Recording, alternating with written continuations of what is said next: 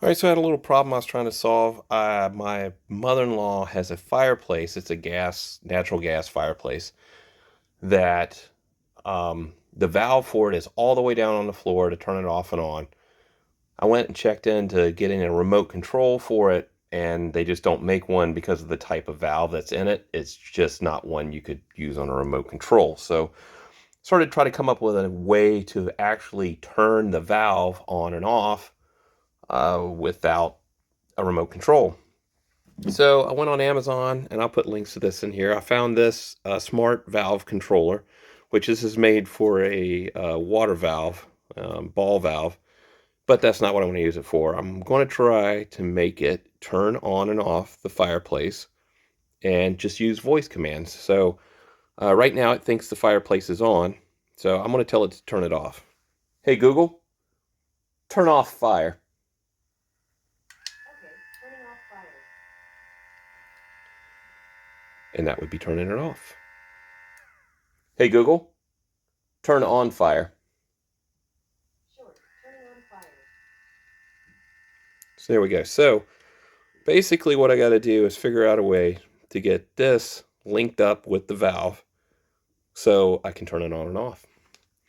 It came with a bunch of hardware that I'm not going to be able to use. Like this is supposed to mount here, and then it would mount to a water line, and this other piece here would go over the valve, and it would turn the valve on and off. So I'm gonna have to get a little creative, make some brackets and stuff. So let's see if I can get this done. All right, so I took the arm off of here because it's way too long to fit where I need it to go. I'm going to cut that off, and then I'm going to go in and see how this thing fits in the fireplace. All right, I got the fireplace automation completed. It's not exactly pretty. You can see right here, this is a bracket that I made just out of a piece of steel that I got from Home Depot or Lowe's. I don't remember which. It's about 1 inch thick and maybe, I don't know, it's pretty thin. Strong enough to hold this together. So the arm on the little valve switch here, I took it off, bent it out, and then bent it up, cut the top of it off, drilled a hole in it, and used this, I don't even know what this is, going across here. And then I found that it likes to be in this slotted one, so it can kind of move around. It works much better that way. The only bad thing is that I wanted to be able to close this door over all this. And in order to do that, instead of putting this right on top of the valve, obviously I spun it around and put it back in under the fireplace here. That's just so I can close this and you don't see all this. But the bad thing about that is it made everything backwards. So to turn it on, you have to tell it to turn off, and to turn off, you have to tell it to turn on. So with that being said, hey Google, turn on fire.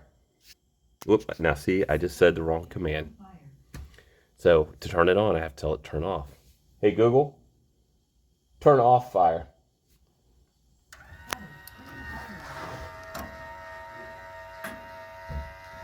And there you go. So to turn it, like I said, to turn it off, you have to tell it to turn it on. Hey Google, turn on fire.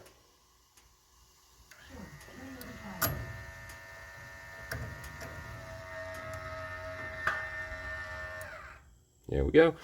So that's just a hose clamp over here on the actual knob to control it. A hose clamp, a bent piece of metal, and I mean, this is just a hodgepodge of stuff I found laying around in the garage and put it together. So it's not perfect, but it does what I want. I think it's kind of cool. I'm sure there's a bunch of other uses we come up with for one of these valves or switches.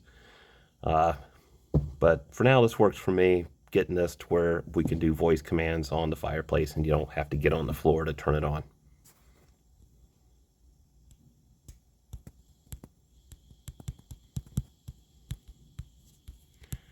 And now my phone appears to be stuck.